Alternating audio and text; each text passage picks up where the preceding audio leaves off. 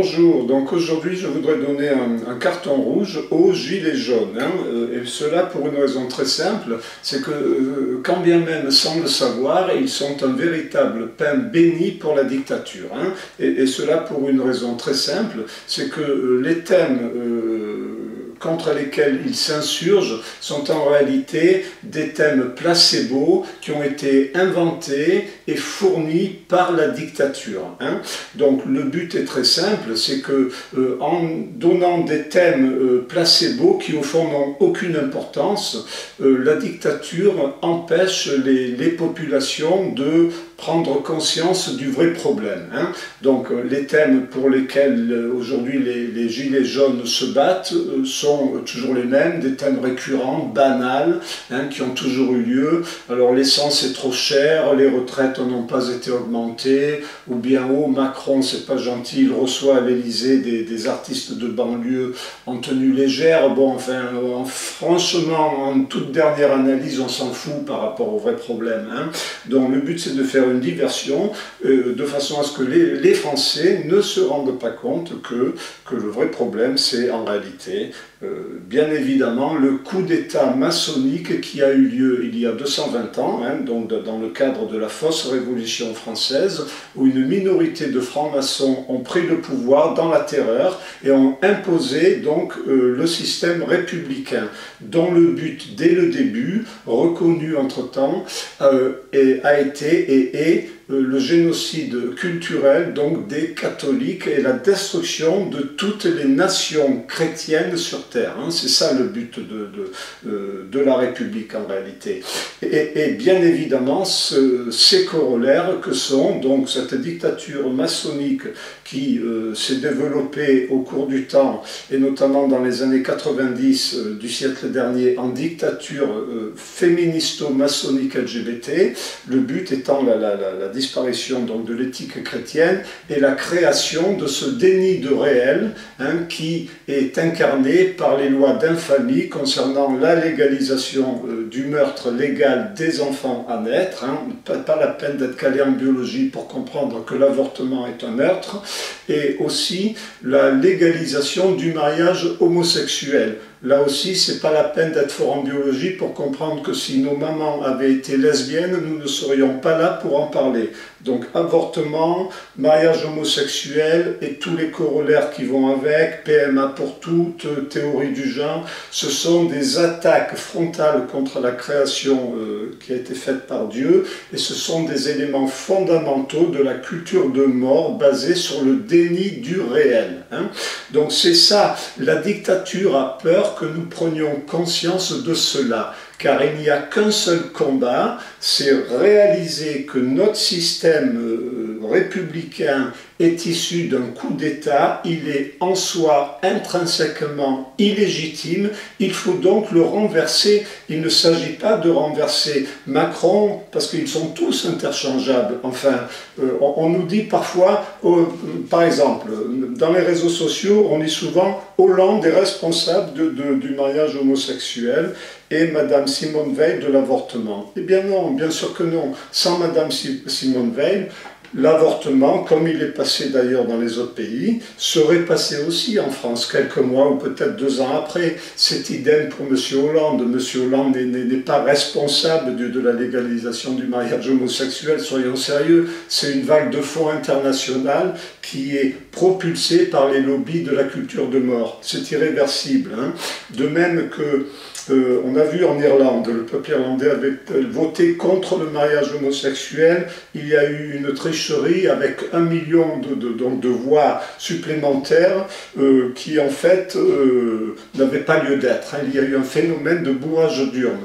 Donc tout ça, c'est pitoyable de croire que ce soit Macron, Sarkozy qui entre-temps est pour le mariage homosexuel, ou Madame Le Pen qui entre-temps est pour l'avortement, ou Bayrou qui a été ministre de M. Macron qui faisait la promotion du mariage homosexuel dans les écoles, etc.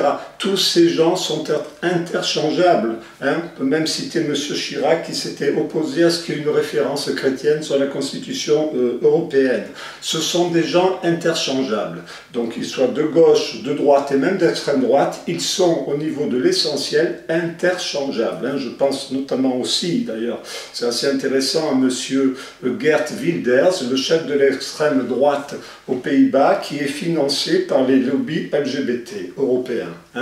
Donc, en fait, bon, le seul point en commun de l'extrême droite, c'est leur haine contre l'islam, en réalité. Alors que la déchristianisation, soit dit en passant, n'est pas issue de l'islam. La déchristianisation, comme je viens de le dire, est issue de la dictature féministo-maçonnique LGBT.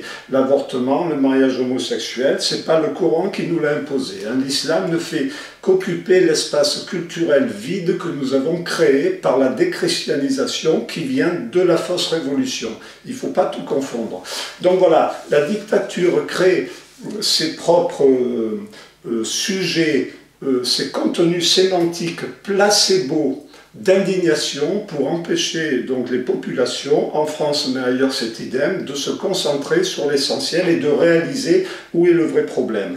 De même, la dictature crée également ses propres opposants.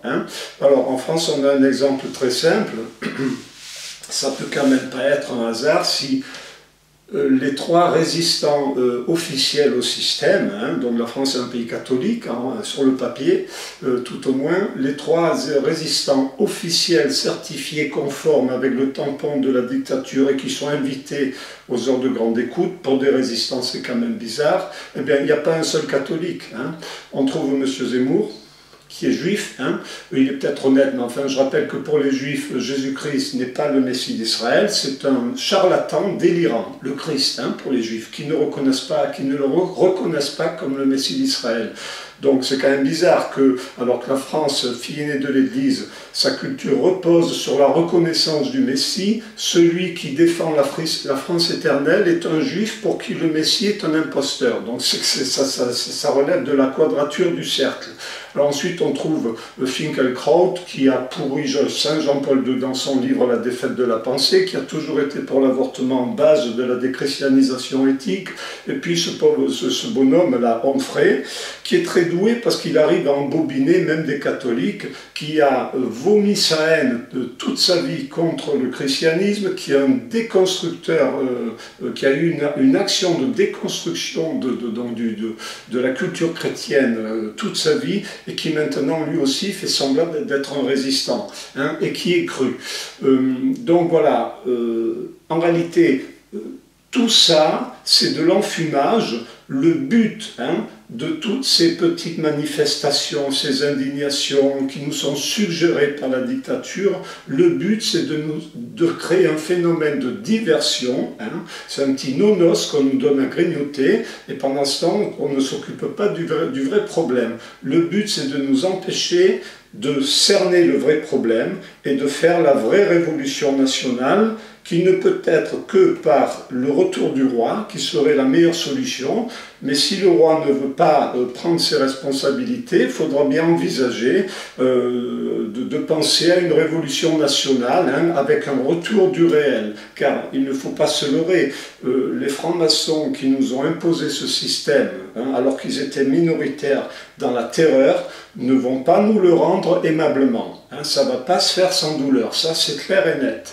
Donc voilà, c'est tout cela que la dictature, la vraie peur de la dictature et la seule chose qui pourrait vraiment la mettre en danger, c'est qu'il y ait une prise de conscience globale de ce phénomène, c'est-à-dire illégitimité de toutes les républiques, dont le but est le génocide du christianisme, et le déni du réel avec le meurtre légal des enfants à naître et le contre-dieu et nature, mariage homosexuel, plus ses corollaires.